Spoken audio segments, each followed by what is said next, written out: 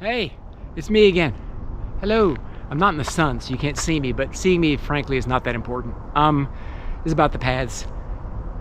Hopefully that last video came out okay. Again, I'm a novice at this, but it should be just point and shoot, you know? The land kind of provides the beauty. I don't think I have to do too much, but just point the camera. So, the last video did the tour around the house and kind of set the stage for what was here when I got here. And then, I decided I wanted a path that went, I started then clearing more of the woods. I got around the house cleared, and I thought, this is so gorgeous, let's keep going. So I got to this tree here, which wasn't even visible really from the driveway because everything was so choked out. And it was just really a cool sugar maple. I mean, that's just a really cool tree with a beautiful little adolescent white fir off to the side of it. And I thought, man, this place is gorgeous. Let's keep pruning. I had no idea what was back here. No idea. I could just see kind of that it could be beautiful, and there were dead pine trees choking this out everywhere. So many dead pine trees and saplings, and you know, there's a lot of locust here, and there's a lot of sugar maple, two very, very, very prolific trees. They just send saplings everywhere. So I had no idea what I was going to find. I had no idea it was this amazing. I just started working and eventually made the path that we're walking on now. So this path, which I've bought solar lights, which you can see. Can you see that? Where is it? Where is the solar light? Yeah, see that? That's a solar light. So that comes on at night, and every like 12 paces I put a pair of lights all the way around this path. So at night it's kind of cool, a little fairy walk. So I made this path to allow people to walk in a loop that's just about a 15-minute walk around here and run kind of parallel with the driveway. I'm losing you. Parallel with the driveway, and then back in and up the driveway is what I thought. That was the goal in the beginning with this small loop. The dream was to put a huge loop in that went deep into the 50 acres, and I did that too. That'll be a video coming up here. But we'll do this loop now, and I'll talk about it a little bit. Yeah, so it undulates very nicely. It has a nice little curve to it, a nice little feel to it. And when I was first pruning, like all the stuff I got from beside the driveway, all the stuff I got from the area next to the garage, all the stuff that I pruned in here, I dragged it quote unquote way back into the woods to right here. The chipping company just came this week, and they got in here and they just hauled all of it away, but it was a pile eventually as I continued to work, and all of the detritus that I cut all the way around here made its way into this pile. Everything within about 150 feet, you know. You don't want to carry too far, but you don't want to make too many piles, you know.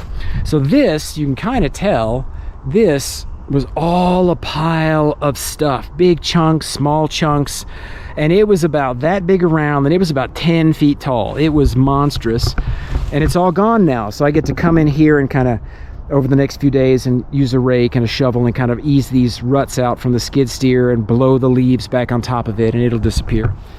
But anyway, as I continue to build that big pile and cut the stuff and put it on that pile for the critters to live in and to make it beautiful, I said, man, this is really something. It needs a path. So I made this path.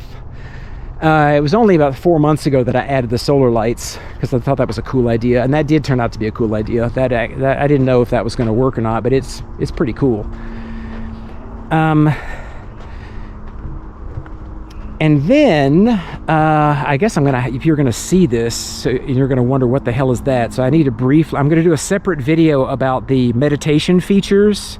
The next video will be the meditation features of this path. But I'll briefly mention one of them, the first one, this labyrinth right now, but I'll talk more about it in the next video.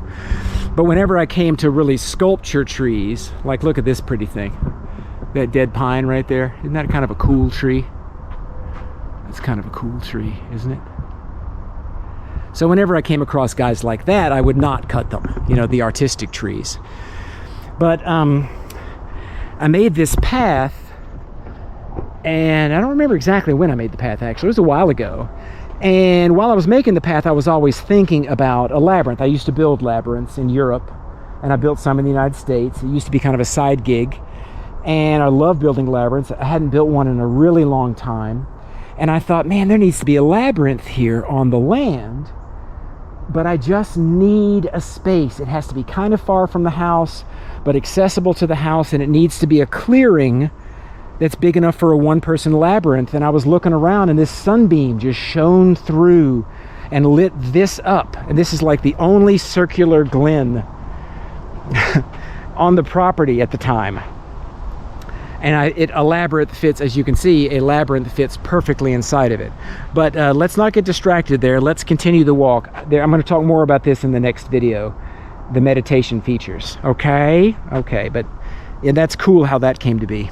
That was last August when I built that. Anyway, let's continue, shall we? Next video, I'll talk more about the labyrinth, I promise. So on we go. And the little pink flags just mean I have to get my chainsaw in here and remove some tripping hazards that still remain.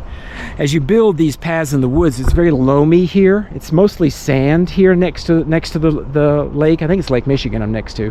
Whatever the lake is that Chicago's on, I'm across the lake in Michigan on the same lake. I think it's Lake Michigan. It's sand everywhere underneath here, but because the trees have grown so well here, you've got about 6 to 8 inches of loam, so it's very spongy. And as the deer walk these paths, because the deer love these paths, the loam gets lower and lower and lower, and then the little shoots that I pruned and the little trees that I cut in the path, their stumps stick up higher, so I have to keep walking around and keep cutting them off as the deer lower the path and make it spongier, which is kind of cool. This is a beautiful glen, and we'll see more of that from on high when I do the next video. There's some more meditation features up here, and we'll be able to look down on this beautiful glen in the next video. Onward we go, onward. So, yeah, I mean, essentially, well, this is interesting up here because then you see the middle phase. Like when things get done, it looks like this. I mean, there's still a few things to pick up here, like that big log has been chainsawed but not moved yet. But essentially, when it gets done and I let nature take over, it looks like this. A splattering of trees, big and small, some copsed together, some wolf trees alone, a diverse mix of species. And then you get it to where nature is like, yes, and then you just let it be. So I let this be, and nature just takes over. This is quote unquote done, as far as I'm concerned. While before I pick everything up, and after I've chainsawed everything, it looks very different. It looks like this. As the path curves now we're moving away from the house parallel with the driveway.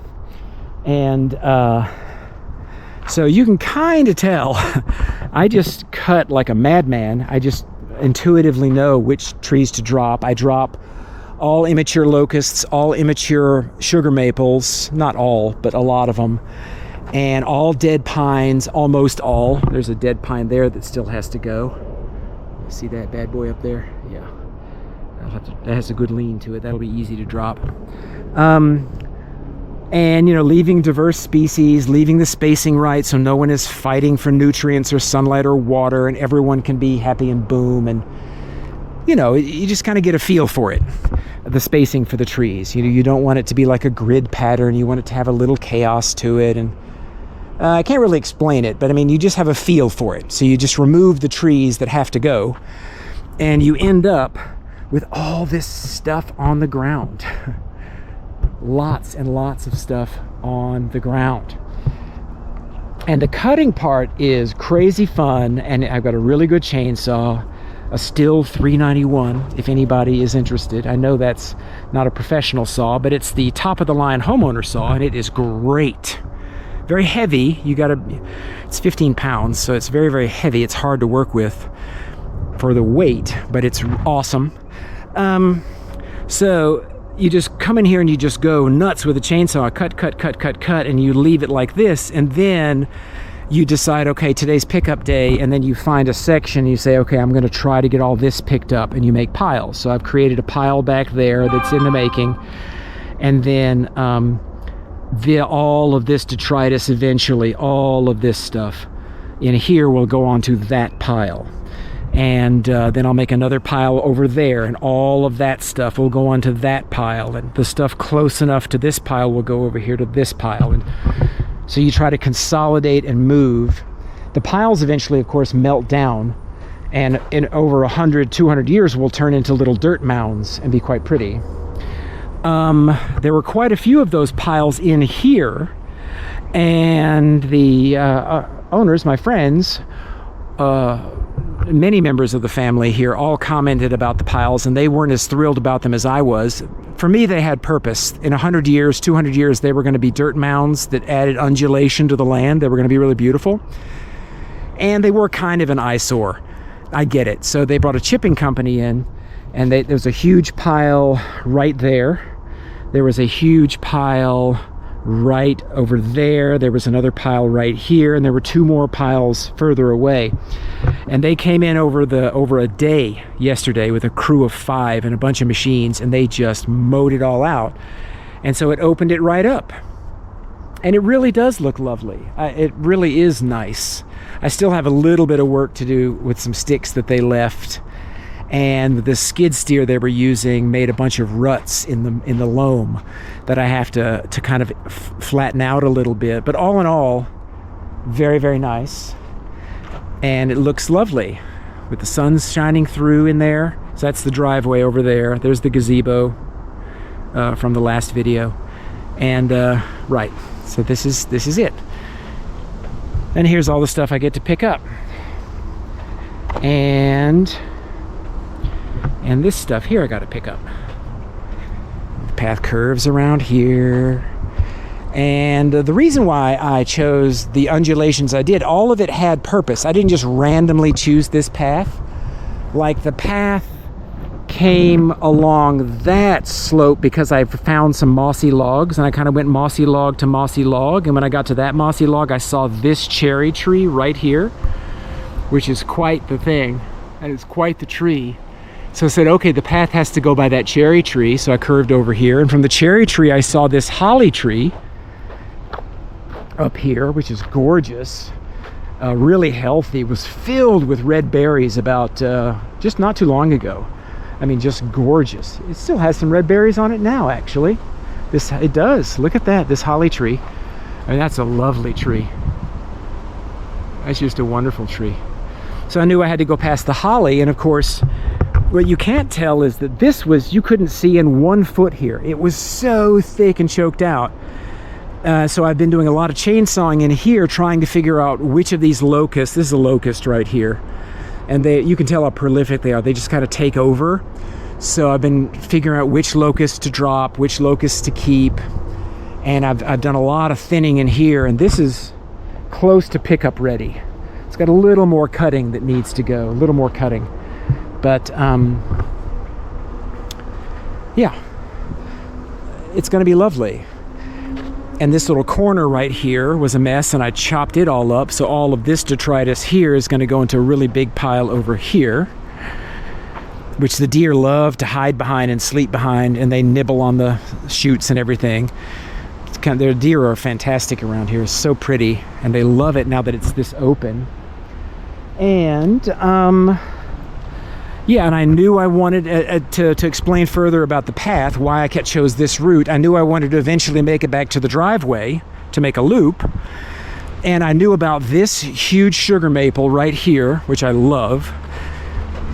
And this mossy sculpture was waiting right here, and it looked like it wanted to bifurcate the path. And so this is where the short loop, which goes back to the driveway and then the house, and the long loop, which is about a mile, that goes way, way deep into the property and circles back around past the labyrinth we just passed. This is where they converge at this triangle. So if we took a left here, we'd go on the long loop, and take about a 40-minute walk way deep and back to the house. And if you want to go back to the house now, which we will, you take a right. And of course, the trees that got this all started was this 3-pronged oak. I'm pretty sure this is a white oak, this 3-trunk tree right here, which my friend noticed from the driveway a long time ago. You could barely see it from the driveway. Imagine that. Now it's just wide open.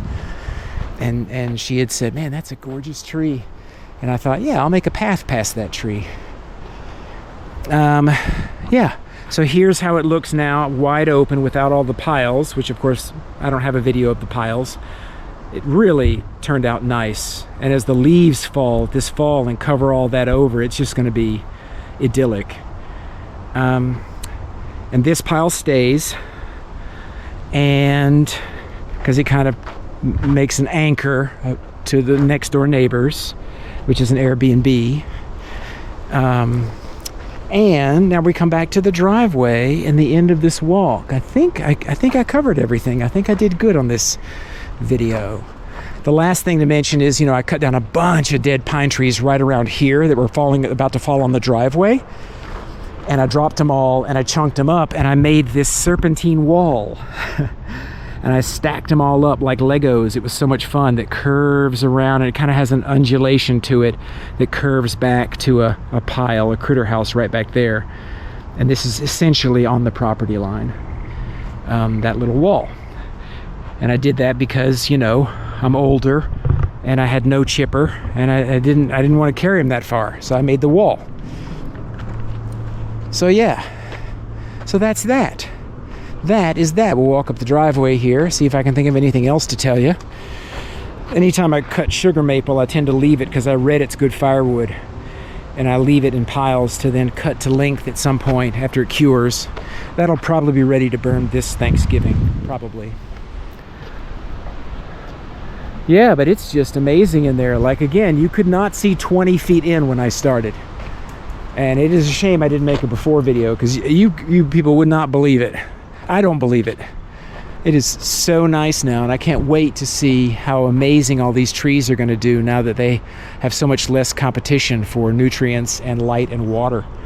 I think everyone's going to be really, really happy and grow really fast.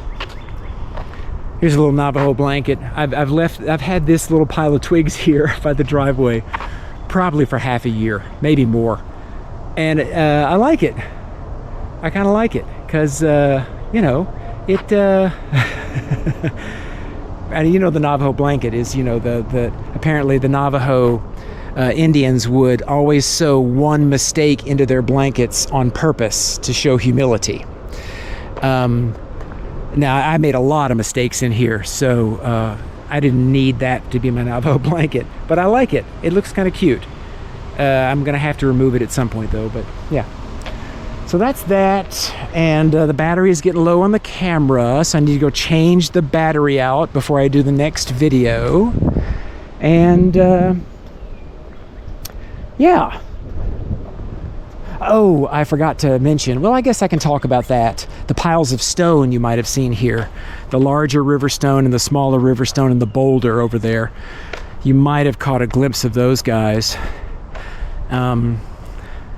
I'll explain those in the next video when I talk about the meditation features. And of course, this is a crabapple tree. It's not in the sun. You can't tell how amazing it is, but it's an amazing tree. Just planted that a couple of days ago. It's gonna just fill this whole space in. Yeah, it has such pretty flowers. It just stopped flowering just a couple of days ago. It's gonna be nice though. Nice tree. Anyway, I think that's it. Let's turn around here. Sorry about the bad pan again. Hi, it is I again. So how did I do again?